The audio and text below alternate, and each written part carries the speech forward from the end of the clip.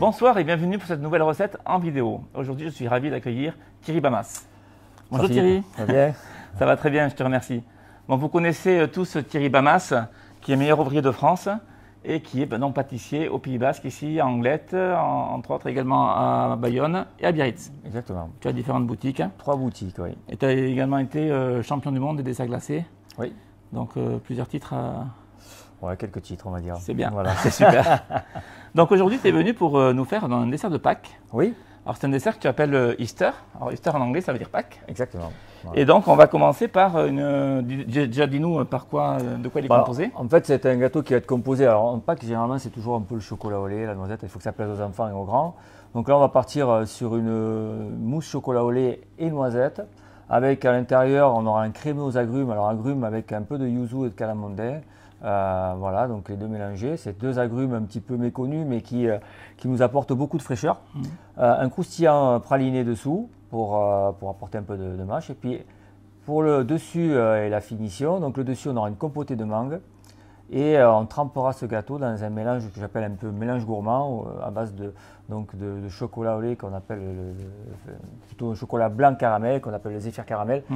Pour avoir un côté un peu rugueux à l'extérieur et jouer un peu sur les textures et sur la structure. On remontera tous ces produits au fur et à mesure. Tu parles de yuzu et de calamondin. Calamondin, voilà. Alors ça, c'est un produit qui est peut-être pas facile à trouver. Oui. Est-ce qu'on pourrait faire tout yuzu? Alors, on peut faire tout yuzu. On peut faire aussi uniquement avec un mélange d'agrumes. C'est-à-dire, on pourrait mélanger du citron vert, de l'orange, du pamplemousse, et on aurait un cocktail d'agrumes qui se marierait très bien aussi avec la noisette et le chocolat au lait. Et donc on va le faire dans ce moule, voilà. Dans le moule Ula, hop, de chez Pavoni, et on démarre tout de suite. C'est parti. Donc, alors, on va commencer par quoi, dis-moi? Bah écoute, on va commencer d'abord par le crumble. Alors, beaucoup de mes gâteaux, on a pu le voir sur la plupart des vidéos, sont conçus à partir d'un sablé qui va nous apporter le côté un peu croustillant et déstructuré du biscuit. Donc le sablé, il est simple, là, donc on a de la poudre d'amande. Donc 50 grammes, je vais vous donner les proportions au fur et à mesure. Voilà, la farine. 40 grammes de farine. Donc farine basique, type 55. Type 55, voilà, oui. Voilà, du sucre. Sucre en poudre, 40 grammes. Et le beurre tempéré. Et 40 grammes de beurre tempéré également. Et du sel. La valeur de 1 gramme de sel. Voilà. Donc ça, on va le mélanger pas trop vite, de manière à avoir une pâte qui se forme, mais on ne va pas l'aérer par le... Tiens, juste positionner le batteur. Voilà, plus... Hop, très bien. Et voilà. Voilà, donc on va pas trop faire un mélange trop rapide de manière à pas oxygéner la crème, c'est-à-dire du moins la pâte, pour ne pas qu'il y ait de bulles d'air à l'intérieur de cette pâte. Voilà. Là, c'est parti. Voilà, parce que si on a un mélange trop rapide, en fait, on va avoir des bulles d'air à l'intérieur du sablé, et ce sablé va mousser à la cuisson, et on va avoir quelque chose qui va perdre de sa structure. Donc là, on va faire un mélange intime de manière à avoir un mélange homogène, et à partir de ce moment-là, on va l'émietter à travers un outil. Alors là, c'est une râpe. C'est une aiguille à spatzel. Voilà, après, on peut faire avec une passoire, avec des gros trous. Oui. Il y a toujours moyen d'avoir un outil à la maison qui permet de faire l'effet crumble que tu recherches. Exactement. Voilà. Alors, des fois, je dis aussi avec la râpe à carottes. On fait des choses, on met la pâte au congélateur et puis on vient la râper de manière à avoir. Le but, c'est d'avoir en fait quelque chose d'émietté pour que lorsqu'on va le reconstituer, on ait quelque chose d'assez déstructuré qui permet en fait à la découpe de se faire facilement et à la mâche d'avoir quelque chose qui se désagrège assez facilement aussi. D'accord. Donc on a allumé le four, donc four ventilé, on a préchauffé à 160 degrés. Voilà. Donc pensez bien le préchauffer à l'avance. Donc la cuisson, ça prend entre 15 et 20 minutes. Tout dépend bien entendu, je dis souvent parce que c'est vrai que le temps de cuisson rassure, mais ce qui est plus rassurant, c'est la couleur en fait, du sablé à la sortie du four, plus que le temps de cuisson. Si on respecte effectivement la température et qu'on respecte la coloration de ce biscuit, on est pratiquement sûr d'avoir toujours une cuisson homogène. Par contre, si on a bien entendu le double de la recette sur la même plaque et qu'on cuit toujours à la même température, on va avoir une coloration en surface, mais à l'intérieur un produit qui ne sera pas cuit. Donc bien faire attention et aux proportions, à la taille de notre plaque et bien entendu du tapis de cuisson. D'accord. Donc ça, tu vas le cuire sur une toile silicone, voilà. Elle-même posée sur une plaque à pâtisserie. Exactement. Alors ça pourrait être une feuille de papier sulfurisé, Oui, bien oui, sûr. oui. Hein. C'est vrai que c'est beaucoup plus pratique. D'accord. Voilà, donc là, une fois que j'ai tous les ingrédients qui sont amalgamés les uns aux autres, on va juste faire une pression avec la main pour finaliser on va dire le mélange. Donc là, j'ai encore un petit peu de beurre qui n'est pas mélangé. Mais... Donc, vous voyez, tu vois, on n'est pas dans une vitesse trop rapide. Hein. On a entre 2 et 3 vitesses sur ce batteur. Ça ne sert à rien d'aller plus vite.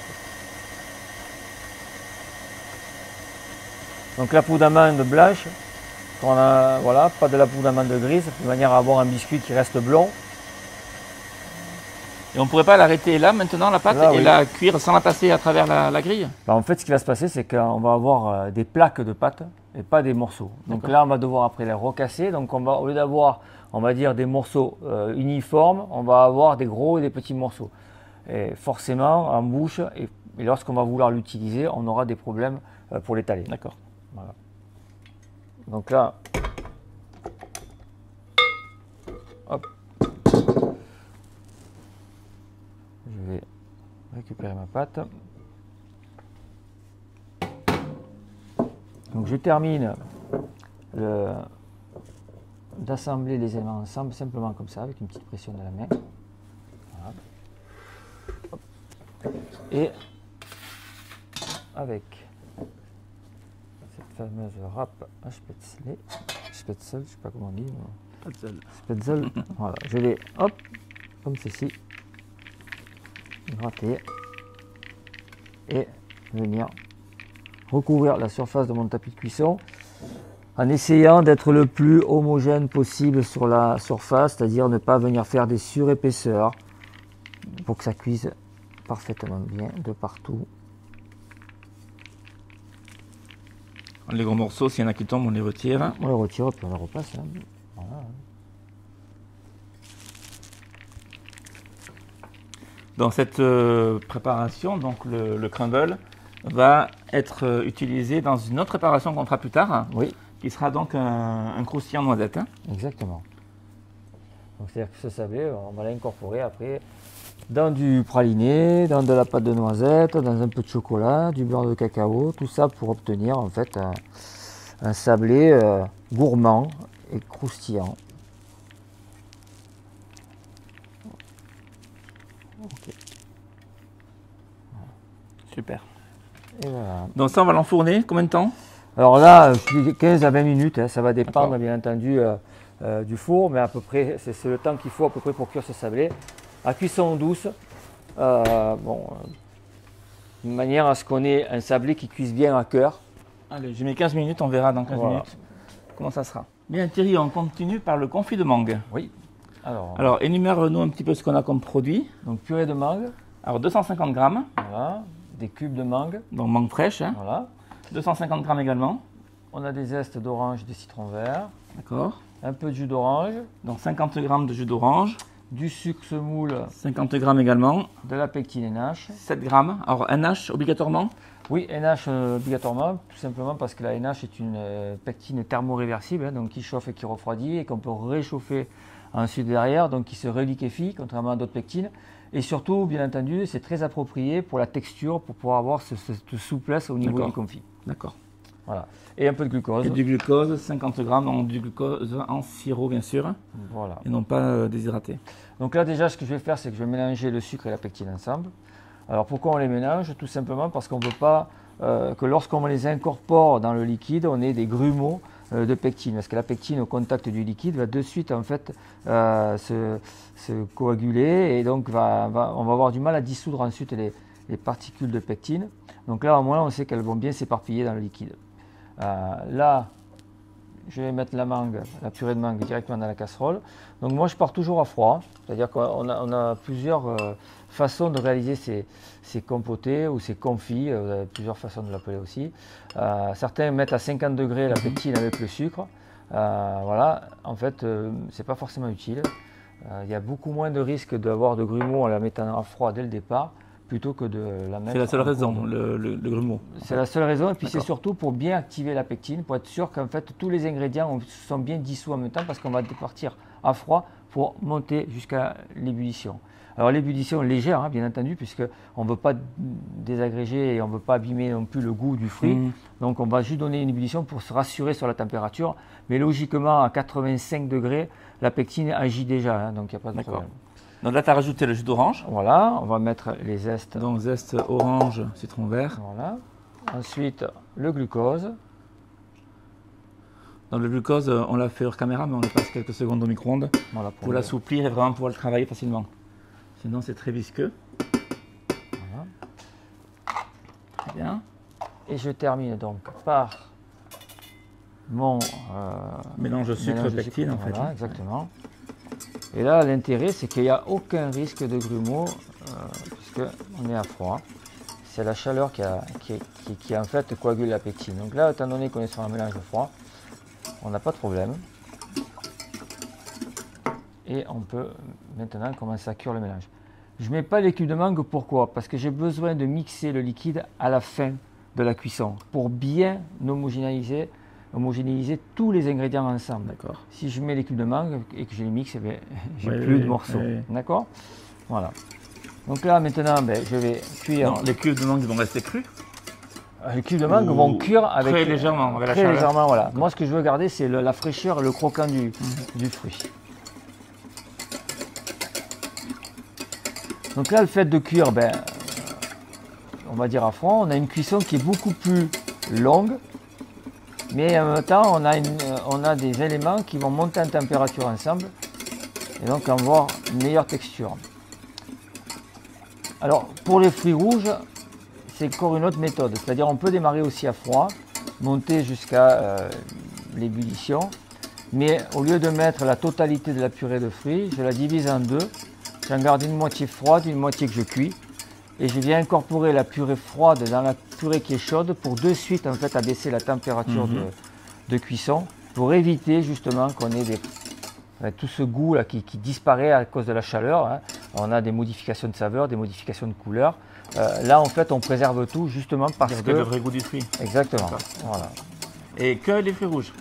Alors surtout avec les fruits rouges parce que c'est le plus sensible. Sur les fruits jaunes, on n'a pas de problème. D'accord. C'est bon à savoir.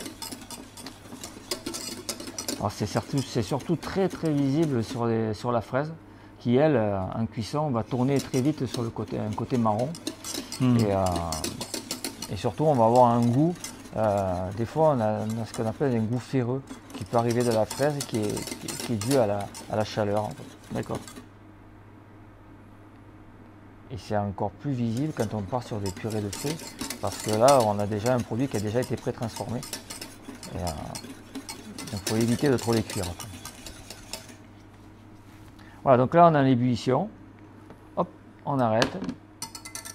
Et on va mixer. Donc, petit coup de mixeur. Voilà. Je vais te dégager la plaque. Merci.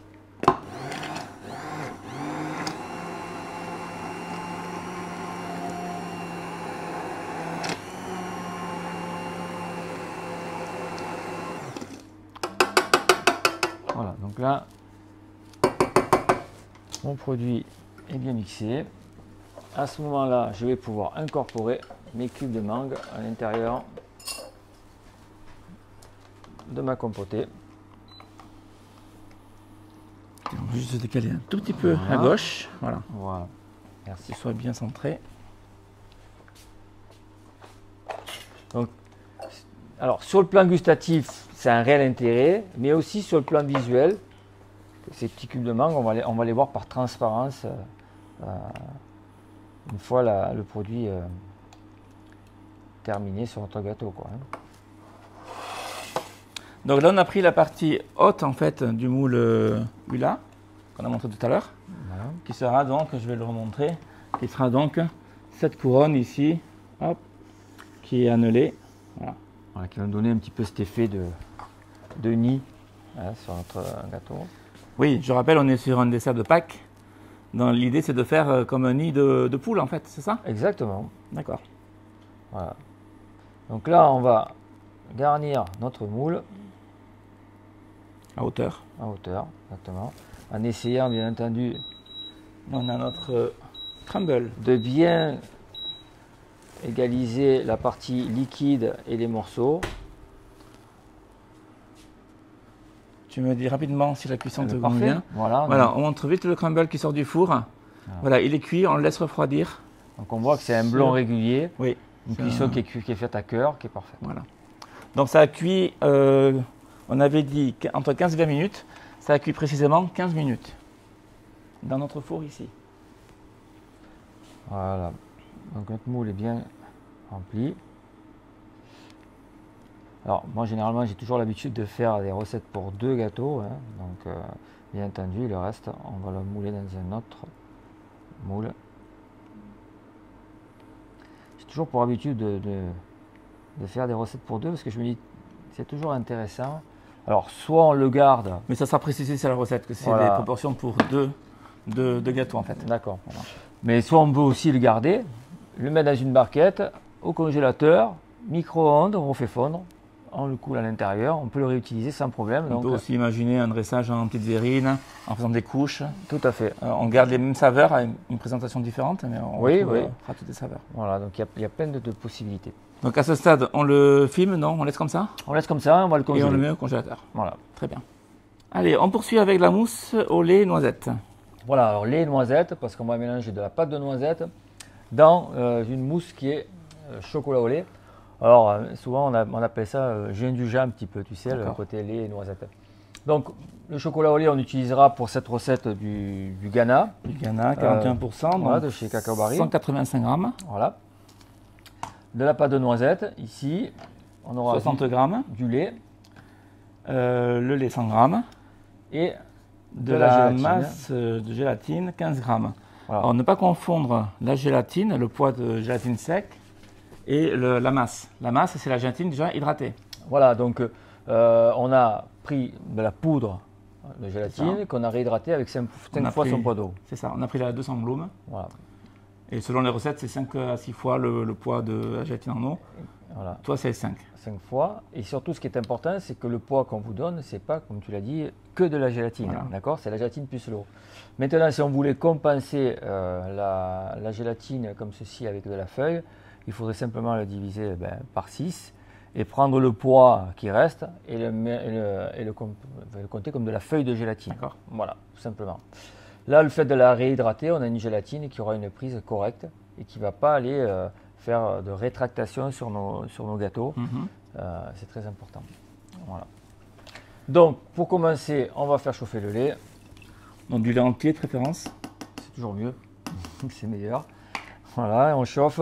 Ça marcherait au lait crémé ou demi-crémé, mais bon. Oui, bien sûr. D'un point de vue gustatif, je parle. En fait, pour ceux qui sont, on sait, en ce moment on parle beaucoup du sans lactose, on pourrait utiliser un lait d'avoine ou un lait d'amande, etc. Il n'y a pas de souci. Alors bien sûr pas avec une couverture lait parce qu'on est sur de la poudre de lait, mais on voudrait faire une mousse chocolat, on pourrait se permettre ça. Comme pour la crème, on pourrait prendre crème végétale. Donc en fait, il n'y a pas vraiment de problématique là-dessus. D'accord. Voilà. Pendant l'instant, on a monté la crème. Donc la crème, une crème fraîche liquide, 35% matière grasse qu'on a montée, mais qu'on n'a pas trop monté. Hein. Donc ça, on en parle, je pense que tu dois en parler souvent. Oui. Dans tes recettes aussi. Non, important, 35% matière grasse, c'est une crème liquide dite fleurette, qu'on trouve soit sur la boutique, soit chez votre crémier fromager, soit en grande surface également, assez facilement. Et oui, maintenant la tendance c'est de monter les crèmes pas trop. On les garde bien souples. Exactement, pour pouvoir avoir une texture qui soit assez légère et qui ne vienne pas à un moment donner une mousse trop sèche, trop dure. On a toujours la crainte qu'il n'y ait pas de tenue une fois que l'entremets sera dégelé. Bien sûr. Alors que ça va tenir parfaitement. Ça va très bien tenir et puis c'est surtout que là on a une alvéolation de la crème qui est régulière parce qu'on a des petites bulles qui vont rester bien en place, qui vont rester très régulières dans la structure de la mousse et à la décongélation on aura une mousse très onctueuse. Lorsqu'on est sur des crèmes fraîches très dures, enfin des crèmes montées très dures, d'abord on a du mal à les mélanger, donc on va devoir s'employer énormément avec un fouet pour casser les morceaux de crème, et puis surtout on va tasser la mousse, donc on va avoir une mousse moins aérienne, moins légère, moins onctueuse. D'accord. Voilà, donc là une fois que mon lait est chaud, je vais le verser ici dans mon petit cul de poule, mon saladier, voilà. Je je vais y ajouter la gélatine pour qu'elle fonde.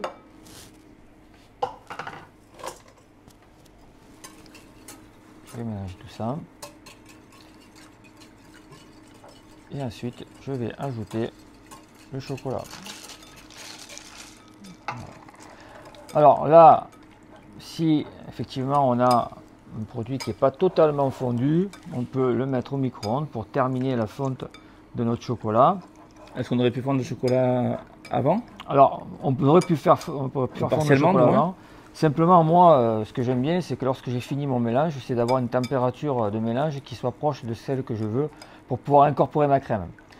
Là, en l'occurrence, j'ai besoin d'une température qui soit aux alentours de 30 degrés.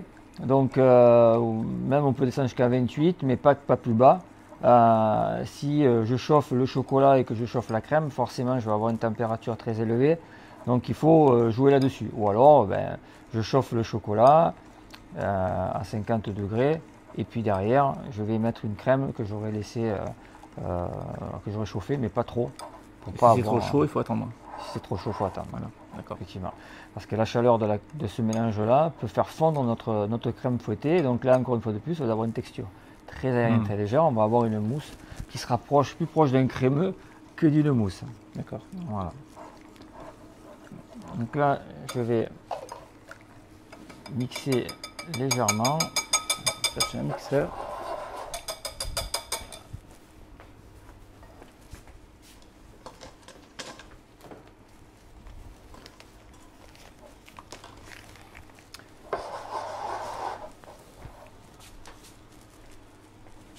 Merci.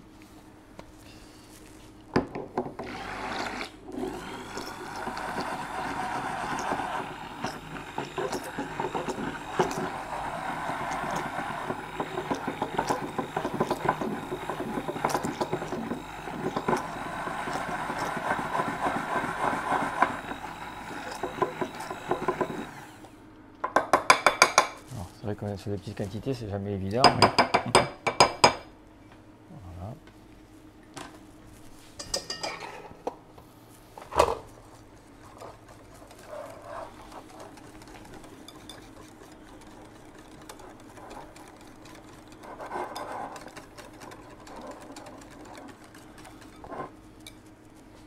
Là, je vais ajouter ma pâte de noisette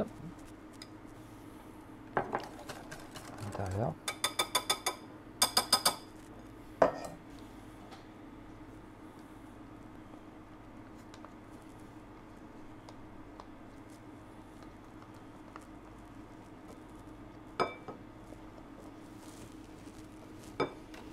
Très bien. Merci.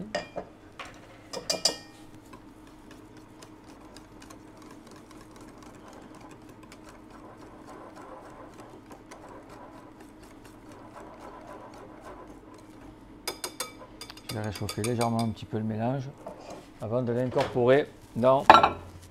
On va prendre juste un thermomètre, comme ça on pourra bien vous dire la température de mélange idéale. C'est très important, hein, même pour les mousses chocolat. C'est vrai que la problématique qu'on rencontre souvent, c'est qu'on a soit des mousses chocolat qui sont hyper liquides.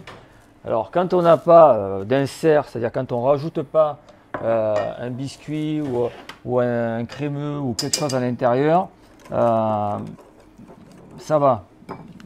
Mais si on doit effectivement avoir une mousse un peu liquide et qu'on enfonce un insert, c'est-à-dire donc un palais de fruits ou de caramel de chocolat à l'intérieur, il va descendre complètement en bas du moule. Oui. Et à contrario, si on a une mousse trop froide, on va avoir quelque chose qui va se solidifier, donc qui va nous faire des bulles d'air de partout. Si on doit le glacer, ben là, ça devient une catastrophe. Et puis à manger, c'est quelque chose qui n'est pas agréable du tout. Donc très important d'être... D'accord. Donc là, on est à combien? Alors là, on est à 33, entre 33 et 34 degrés. Voilà. Voilà, 35 même, allez. En mélangeant bien. Donc on va le laisser un peu refroidir avant d'incorporer.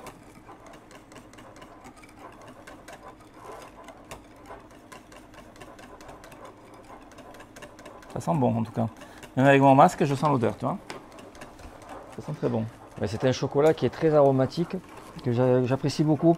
Alors déjà, c'est un chocolat qui a un pourcentage de cacao qui est un peu plus élevé que certains chocolats au lait. En plus, le Ghana, j'aime bien l'origine et le cacao du Ghana. Donc ça se marie bien avec cette... voilà. On a 33. Bon. On va pouvoir y aller parce qu'on est sur une petite quantité. Donc là, je vais verser petit à petit mon mélange Un peu. Hop. à l'intérieur de ma crème.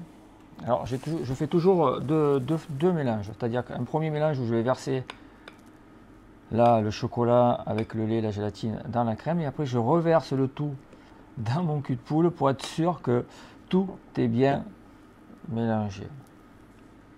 Voilà. De ne pas perdre. Enfin, oui.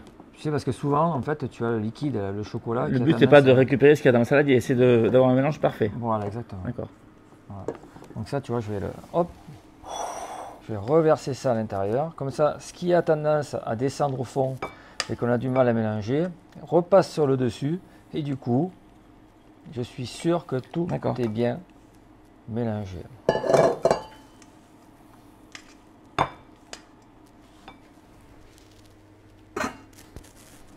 Alors c'est vrai qu'il y a aussi le fait d'avoir mis de la noisette qui nous donne aussi ce côté très aromatique. Oui.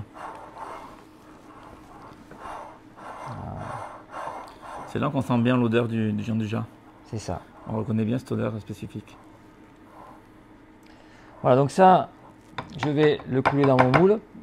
D'abord, je vais le mettre dans une poche parce que, étant donné qu'on est sur un moule qui est quand même circulaire et qu'on a toujours un petit peu de difficulté si on ne prend pas une poche de le garnir. Donc là, avec une poche, je vais pouvoir bien cibler l'endroit où je vais verser ma mousse de manière à avoir quelque chose de régulier.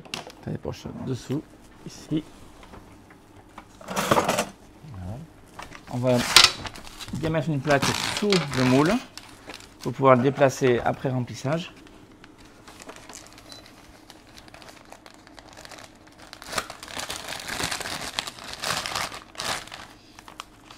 Donc là, on va mettre 300 g de mousse dans ce moule. Alors.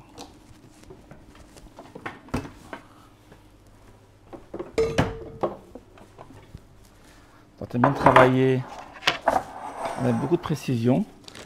Ça, c'est le. On voit bien que tu es pâtissier, que tu as une boutique. En fait, tu veux faire des gâteaux toujours identiques. Exactement. Un client qui aime ton gâteau, un gâteau quelconque, hein, il veut revenir dans 1 mois, 6 mois, il veut le retrouver le même.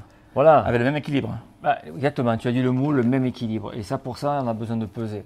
On ne peut pas y aller à tâtons comme ça. Un coup, je mets 200, un coup, je mets 300. Non, non. On met toujours le même poids pour être sûr d'avoir une vraie régularité sur le plan gustatif. Donc ici, tu vas mettre 300 g de mousse, Voilà. c'est ça? Donc là, on est... Non, là, tu es à 0, c'est bon. C'est à 0? Tu peux y aller. Allez. Donc là, à l'intérieur du moule, en essayant de ne pas salir la partie centrale.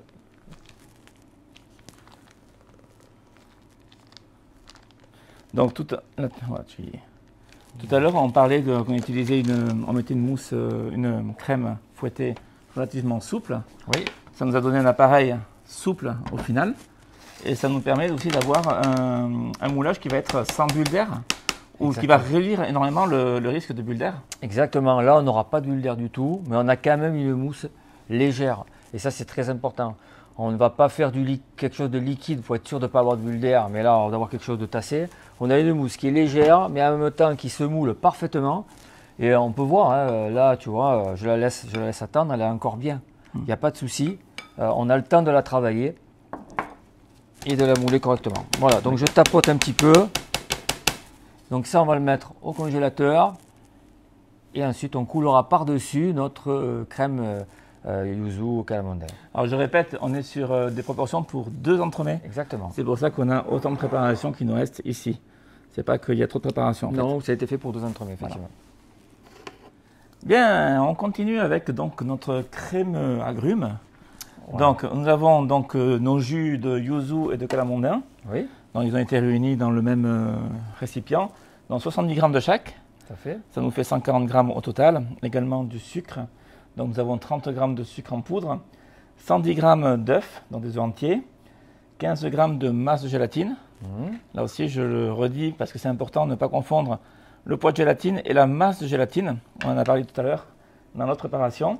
80 g de couverture Zéphyr, donc le chocolat blanc de Cacao Barry. Voilà. Et également 30 g de beurre de cacao. Donc là, on a pris du beurre de cacao mi-cryo. Oui. Est-ce qu'on aurait pu prendre un beurre de cacao en pistole ou... Oui, bien sûr. Voilà. Bien sûr, pas de souci. Celui-là, il est plus facile à faire fondre et à dissoudre. À doser, à dissoudre. C'est pratique, oui. C'est pratique. Donc là, c'est un crémeux, comme son indique, avec du chocolat. Donc le but de mettre ce chocolat blanc à l'intérieur, c'est d'avoir quelque chose qui se sucre naturellement aussi par le sucre dans le chocolat, mais en même temps d'avoir une onctuosité et une longueur en bouche qui est différente de certains crémeux qui sont que à base d'œufs. Que j'ai du mal moi des fois à aimer parce qu'on a ce ressenti d'œuf qui me déplaît. Et là, ce qu'on a envie, c'est surtout ressentir les agrumes. Alors, on n'a pas utilisé les zestes parce qu'on est quand même sur 2 purées de fruits, plutôt des jus de fruits qui sont très puissants aromatiquement. Le yuzu, donc, qui est un petit agrume japonais, que maintenant on entend beaucoup parler, et le calamondin qui lui est un petit agrume pareil des Philippines, qu'on utilise surtout en cuisine pour assaisonner les plats, mais que nous, ici en France, on utilise beaucoup. On le redit, si vous avez du mal à trouver le calamondin, par exemple, qui est peut-être un peu plus difficile à trouver que le yuzu, on peut faire avec d'autres agrumes. Exactement. On peut faire avec du citron, avec de l'orange. On peut faire son mélange d'agrumes, en fait, selon ses goûts.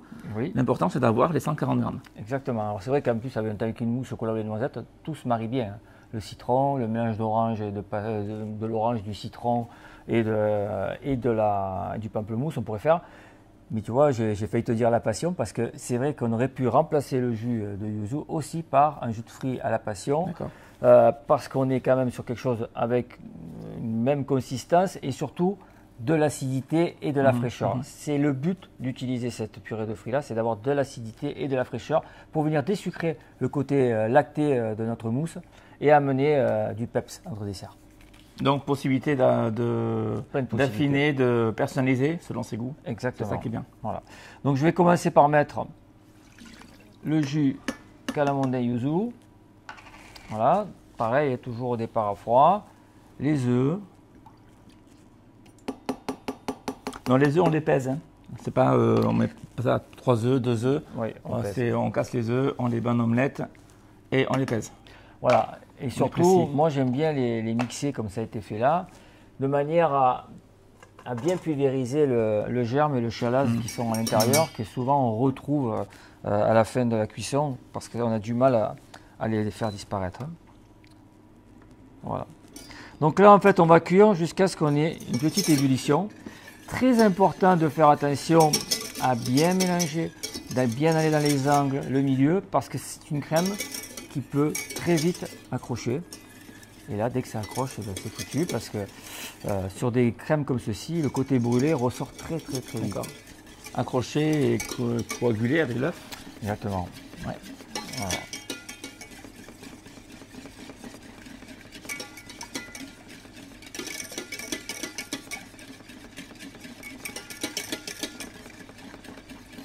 Alors là aussi, j'aime bien partir à froid. Pourquoi? Parce que j'aime bien laisser le temps au sucre de fondre à l'intérieur, les œufs de cuire de manière homogène, c'est-à-dire lentement, avec tous les autres ingrédients, plutôt que de verser, on va dire, un mélange sur un mélange chaud, des œufs qui pourraient coaguler directement au contact de la chaleur, un sucre qui pourrait ne pas être totalement fondu, ce qui ferait qu'à la sortie, on aurait une crème moins, on va dire moins, pas que homogène, mais moins lisse au niveau du palais. Là, si on ressent le grain du sucre qui n'est pas fondu. Voilà, donc c'est vrai qu'il faut faire attention, surtout sur des quantités comme ça, parce que là ça va, on avait un sucre très fin, mais des fois on a des sucres du cristal qui sont quand même plus épais. Et puis surtout on est sur des petites quantités, donc la cuisson se fait très rapidement. Hein, donc, voilà, on arrive à 50 degrés. Donc l'œuf coagule, on le rappelle, vers 85 degrés. Exactement. Donc là, il n'y a pas trop de danger. Mais au fur et à mesure qu'on monte en température, il faut faire attention. Voilà, puis on va apercevoir petit à petit l'épaississement de notre mélange qui nous, qui nous montre qu'effectivement la texture et la Bah, c'est un peu le principe de la crème anglaise, hein. On fait une montée en chaleur progressive. Tout à fait.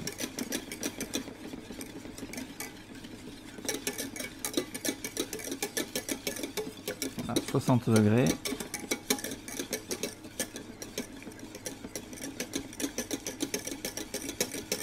Donc cette crème, une fois cuite, on va lui ajouter la masse gélatine et on versera le tout donc sur le mélange chocolat blanc et beurre de cacao. Voilà. Je vais chercher un petit récipient. Voilà, donc on voit que l'épaississement de notre crème s'effectue de manière régulière et on le voit surtout parce qu'on n'a plus de mousse. Cette partie en fait qui a tendance à rester en surface disparaît dès l'épaississement de la crème. Voilà, donc là notre crème est terminée. Je vais la débarrasser.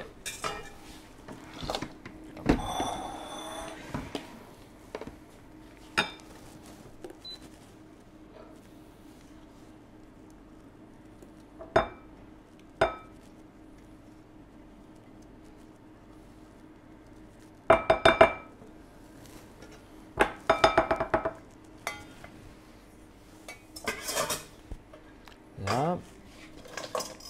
Donc là, j'ajoute la masse gélatine.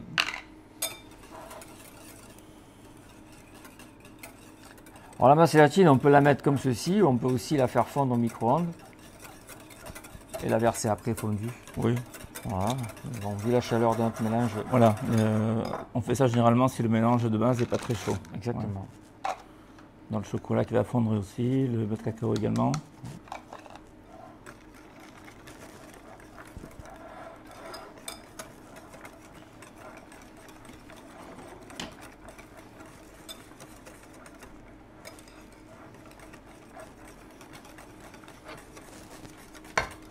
Et bien sûr, tu l'as deviné, on va mixer. On mixe le tout. Avant de couler ça donc, dans notre moule, dont on a déjà mis la mousse chocolat, les noisettes, qui est au congélateur.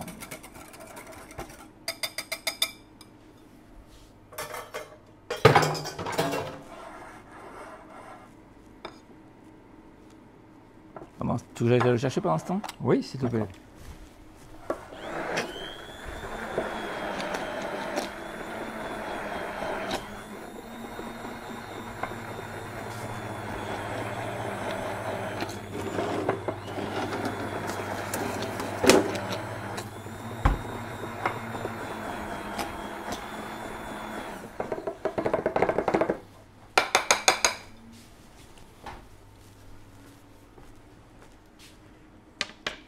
Voilà, donc là, notre mélange est fini. On va pouvoir couler ça dans notre moule. Donc là, 200 grammes. Alors, à la maison, bien sûr, prenez le temps de bien laisser congeler votre première préparation. Nous aussi, on a des outils puissants qui nous permettent de faire tout à la chaîne. Mais à la maison, c'est un peu plus long.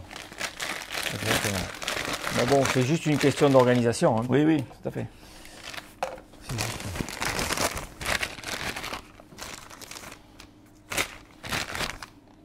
Puis là, maintenant, vous avez de sacrés amateurs qui vous suivent. Donc, je pense que la plupart sont déjà... Ah, ben, c'est les amateurs, beaucoup sont avertis. Voilà, équipés. Et puis, très bien, beaucoup de choses déjà. Très bien organisés. Et bien sûr, cet entremets peut se faire à l'avance. C'est pas la peine de se mettre de la pression pour le jour J. Hein. On le fait tranquillement, ça se conserve.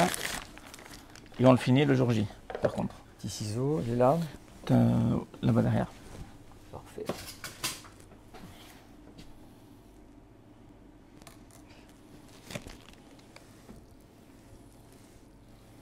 Alors, le fait d'avoir mis le chocolat dedans directement, ça m'a permis d'abaisser rapidement la température de mon crémeux. Voilà, on a dit 180 grammes, tu as dit? Mais là, non, 200 grammes. 200 grammes, 200 grammes. Voilà. Donc 200 grammes par entremets. Exactement. Pour garder le bon équilibre, toujours. Hein. Et là, je tapote Là c'est pareil, pour bien descendre.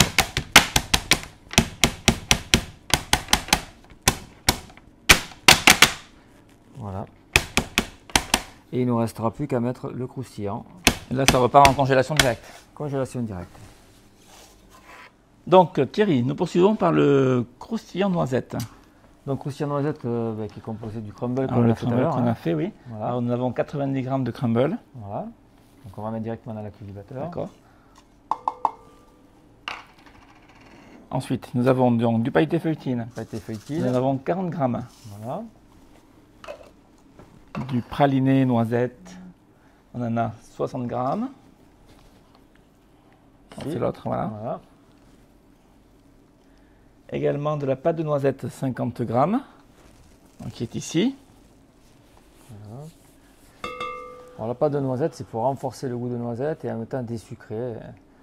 Oui, donc, tout ce qui est pâte, c'est voilà. pas sucré. Exactement. Alors que praliné, c'est très sucré. Alors ça dépend, hein, puisque vous en avez à plus ou moins sucré, puis ça dépend du pourcentage de sucre Oui, qu'on oui. met dedans. Mais il y a du sucre, obligatoirement. Il y a du sucre. Voilà. Ensuite, donc, il y a du chocolat de couverture Ghana, dans le chocolat Voilà. au lait, Et du beurre de cacao. 40 g, et beurre de cacao, 40 g également, Voilà. que l'on fait fondre à feu très très doux. Voilà. Donc là, on va faire fondre comme ça. On pourrait le faire fondre au faux micro-ondes. Voilà, Ça prend un petit peu de temps, donc bain-marie, sur une plaque à feu très doux, ça va plus vite. Voilà, donc dans ces cas-là, je conseille de commencer par le beurre de cacao qui lui ne contient pas de sucre ni de lait, etc. Donc ça accroche pas. Et puis après, hors du feu, on verse la couverture, le fond lentement dans le beurre de cacao et c'est beaucoup plus pratique. D'accord.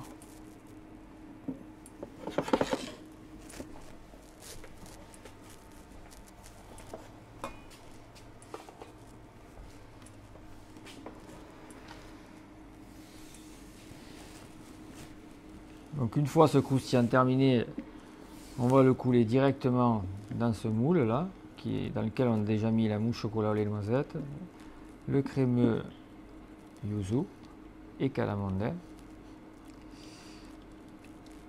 Et il ne nous restera plus qu'ensuite à le finir, bien sûr, une fois que tout sera bien froid, bien congelé. D'accord.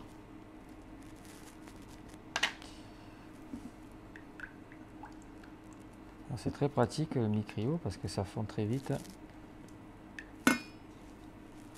Et si on n'en a pas, on peut le remplacer par autre chose, bien sûr, par du beurre de cacao en mini-gouttes. Oui, voilà. Le micrio a le côté pratique. Tout à fait. Donc là, le chocolat au lait Ghana. Voilà, Ghana à 41% de beurre de cacao.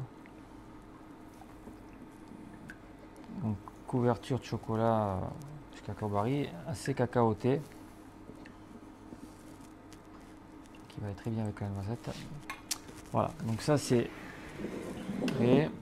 On verse ce mélange sur le crumble, la feuilletine et le praliné et la pâte de noisette et on mélange. Donc rien de compliqué ici, hein, c'est un mélange. Non. Tout ce qu'il y a de plus simple.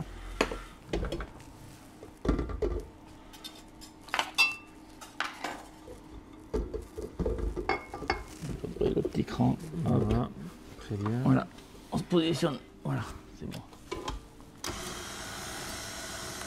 Donc on va mélanger, mais on va là pour le coup bien casser l'ensemble des ingrédients ensemble. C'est-à-dire qu'on va bien émietter le feuilletine, bien émietter le sablé, pour qu'on ait quelque chose d'assez fluide qui vient tapisser facilement notre moule. Parce qu'on a un moule assez complexe en termes de forme, puisqu'on a un trou au milieu et on a quelque chose qui est froid. Donc si on n'a pas un mélange assez fluide, on va avoir du mal à l'étaler et avoir une surface bien plane. D'accord.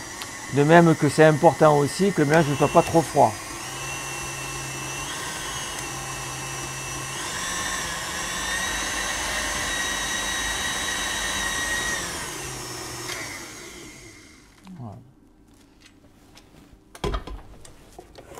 Alors, on a sorti notre entremets du congélateur, comme on peut voir ici.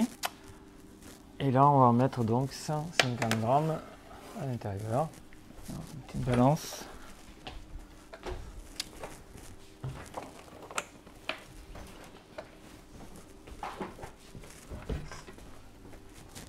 On est toujours à chercher un équilibre entre les différentes préparations de l'entremet. Donc, on pèse. Exactement.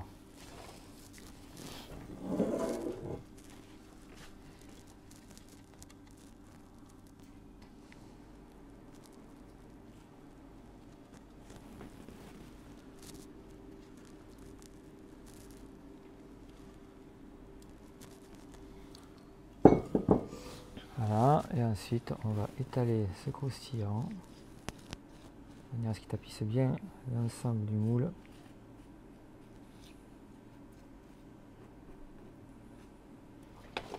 Et on va tapoter.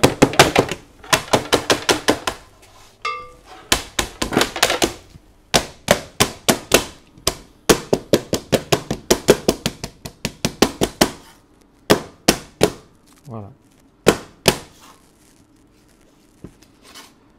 C'est fini. On le remet en laisse congélation. refroidir, voilà, et après on passe à la finition. Très bien. Bon, notre entremets a été terminé, il est entièrement gelé. Oui. Maintenant, Il on est va là. l'enrober. Alors, pour Voilà. l'enrobage, Alors pour l'enrobage, en fait, on a du chocolat, alors du zéphyr caramel. c'est le zéphyr caramel, c'est un zéphyr blanc qui a subi une transformation, une caramélisation en fait, Exactement. pour avoir cette couleur, cet aspect C'est et le goût. lactose en fait de la poudre de lait qui a caramélisé, qui donne ce côté un peu caramel biscuité, D'accord. qui est très bon et dans lequel on va ajouter de l'huile de pépins de raisin pour fluidifier et de la noix de coco râpée pour amener un côté structuré, texturé.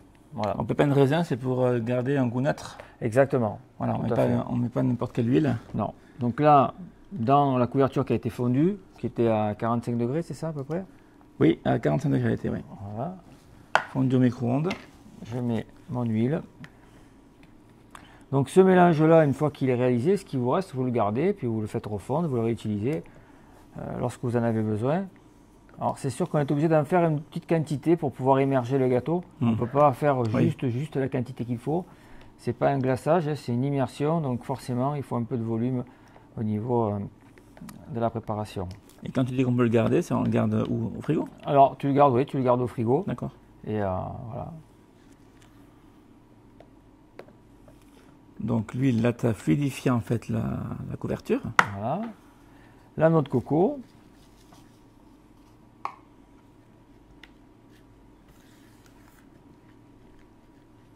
Alors c'est noix de coco, mais ça aurait pu être autre chose. On peut mettre du pavot, du sésame, on peut mettre plein de... Des amandes hachées. Des amandes hachées, oui. effectivement, si on veut faire un côté rocher. Mhm. J'ai choisi la coco parce que c'est ce qu'il y a de plus neutre. C'est surtout parce que sa structure est fine. Ça nous permet d'avoir quelque chose d'assez... de pas très volumineux en termes de relief. Donc ensuite, on sort l'entremets vraiment au dernier moment. Voilà. Surtout pour vous à la maison qui avez des congélateurs moins puissants que nous. Et on retire donc le moule en silicone. Voilà. Et on obtient donc notre entremets. Voilà. Ici, ce mélange, je vais le mettre dans un moule un peu plus petit pour être sûr d'avoir le volume nécessaire pour l'immerger. En fait, on a adapté un moule aux dimensions de notre entremets, légèrement plus grand. Exactement. Parce que si on avait un moule beaucoup trop grand, il aurait fallu faire le double d'enrobage. Et c'est de la matière perdue en fait. Donc là, en fait, j'ai une feuille de papier qui va me permettre d'égoutter mon glaçage une fois que je l'aurai trempé. Je prends 2 couteaux comme ceci que je vais planter, bien planter à l'intérieur. Alors, j'ai pas pris volontairement un grand, un petit. Hein. Oui, on a fait avec ce qu'on avait dans la cuisine, hein, d'accord? Et on va ensuite prendre notre gâteau et le tremper à l'intérieur comme ceci. Voilà, en faisant attention de bien tremper toutes les parties du gâteau. Jusqu'à la base, oui. Jusqu'à la base. Et ensuite, je vais venir racler ce gâteau contre le moule et le frotter comme ceci afin d'enlever l'excédent de chocolat. Voilà. En fait, tu veux mettre du chocolat que sur les bords? Que sur l'extérieur. Ouais, il va en rester un petit peu dessous, bien sûr, mais Voilà. c'est vraiment sur l'extérieur. Et là, dessus, il ne nous restera plus qu'à positionner le... Attends, on va se décaler un petit peu et se repositionner comme ça, voilà. Voilà. Donc il ne nous restera plus qu'à positionner dessus notre confit de mangue et après le décor, bien entendu. Donc bien sûr, pour que l'enrobage tienne, donc l'entremets doit être vraiment gelé, Oui, et qu'il y ait un choc thermique et que le chocolat se solidifie exactement. dessus. Tout à fait. Donc là, on peut le laisser maintenant au frais, c'est plus la Oui. peine de mettre dans le congélateur. Non. Et on le finira donc on va le finir après, Un juste peu plus après tard. qu'on ait terminé notre compoté de mangue. Très bien. Voilà. Donc là, on va faire la finition de notre entremets. Donc on va assembler les deux parties Exactement, donc là on a la deuxième partie, celle qu'on a faite tout à l'heure, la compotée de mangue. qu'on vient d'enlever du congélateur. Hein. Voilà. On ne le garde pas un quart d'heure sur le plan de travail, Non. on le fait de suite. Hein. Voilà, donc là on va le démouler, D'accord. voilà. Et on va le napper légèrement avec un nappage neutre. Donc nappage neutre, on peut le faire soi-même, mais bon, il existe également comme ceci. C'est ce petit pot jaune. Alors, quand je dis légèrement, c'est légèrement, hein, parce que c'est quand même sucré, donc on ne va pas aller sucrer le gâteau inutilement. Donc tu le fais réchauffer quand même au four micro-ondes légèrement, parce que c'est gélatineux. Oui, Et on applique au pinceau, comme voilà. ça. Et on le pose sur le dessus du gâteau. Tant que c'est encore gelé. Voilà. Et là, on n'a plus qu'à décorer. D'accord. Donc on est sur le thème de Pâques, je le répète. Donc on a un œuf de Pâques. Voilà, donc là on a le nid, il ne manque plus que l'œuf. Alors cet œuf, on ne va pas vous montrer comment le réaliser. Vous avez déjà tous les éléments qu'il faut sur le site, Ouais. entre tempérage chocolat, cristallisation de chocolat, moulage. Dans un moule qui fait, l'œuf fait environ 9-10 cm de haut par 6-7 de diamètre, de façon à ce qu'il soit adapté au trou du moule Hulin. Exactement. Voilà. Voilà. Donc tu as fait un moulage en lait de chocolat noir, Voilà. classique, c'est un œuf uni. Uni, donc la particularité, c'est qu'on va le brosser pour lui donner un côté un petit peu, comment dire ça, mat et en même temps un peu vieilli, quoi. Donc on va le brosser dans ce sens-là. On dit souvent que c'est un effet un peu faux bois, mais c'est pas vraiment le but. Voilà, c'est vraiment de le structurer, de casser le côté brillant, faire ressortir le côté mat. Voilà. Et là, tu utilises une brosse avec les poils métalliques, hein, c'est ça? Voilà, la brosse métallique.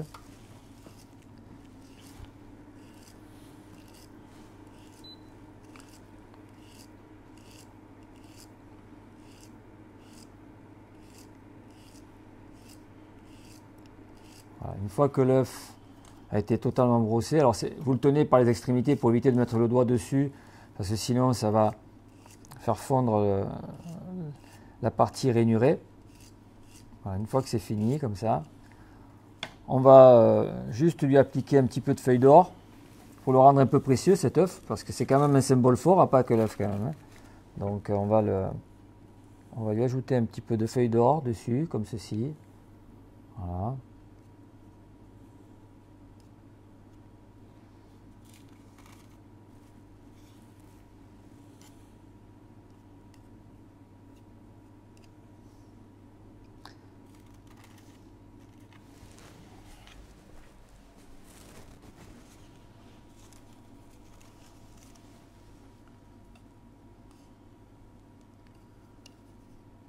Alors l'or, hein, c'est alimentaire, il n'y a pas de souci.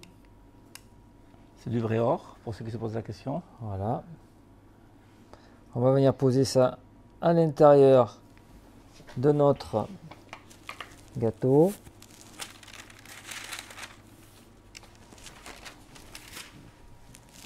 Je repositionne juste 2 petites secondes, Thierry. Voilà. Voilà. Et ensuite, on va venir positionner. Alors là aussi, c'est une petite technique qui est déjà assez connue maintenant pour faire des plumes, qui se fait au couteau. Mhm. Hein. Un chocolat également tempéré. Donc je pense qu'on peut retrouver la vidéo sur C'est une technique que sur j'ai le déjà site. montrée sur quelques recettes et que je vais également faire en petite recette technique pour vous montrer précisément comment les réaliser. Voilà.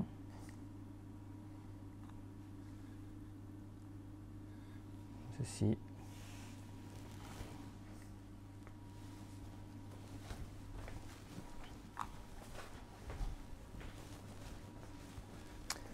Voilà, donc là, on a terminé notre gâteau Easter sur le thème de Pâques. On va Voilà, mettre et son petit maintenant, une présentoir. chose. Ah oui, le Le petit mettre présentoir. sur un petit présentoir Effectivement. Voilà. pour le servir. Alors bien sûr, le gâteau n'est pas prêt à être dégusté immédiatement. Vous allez le laisser dégeler à cœur. Il faut compter 3-4 heures dans un frigo Oui, pourquoi avant de pouvoir le servir à vos convives. Voilà, merci beaucoup Thierry pour ce super gâteau. Merci à toi Philippe. C'est très original et ça doit être délicieux. Ben écoute, délicieux, je pense qu'il va l'être. Après, j'espère surtout que les gens vont y trouver beaucoup d'intérêt, qu'on aura l'occasion d'en voir quelques-uns. Parce que je vois souvent pas mal de recettes réalisées et puis ensuite taguées sur Instagram. Et on se rend compte que les gens aisément se mettent à refaire les recettes et ça me plaît. Voilà. Je pense que celui-là aura du succès. Très bien. En tout cas, on va le déguster tout à l'heure et je te dirai ce que j'en pense. Merci. On se retrouve très bientôt pour une nouvelle recette. Enfin, en tout cas, j'espère. Bien sûr. T'es pas loin, donc on peut le faire assez régulièrement. Quant à nous, on se sépare maintenant, c'est terminé. Je vous souhaite une très bonne soirée et je vous dis à très bientôt. Au revoir. Au revoir.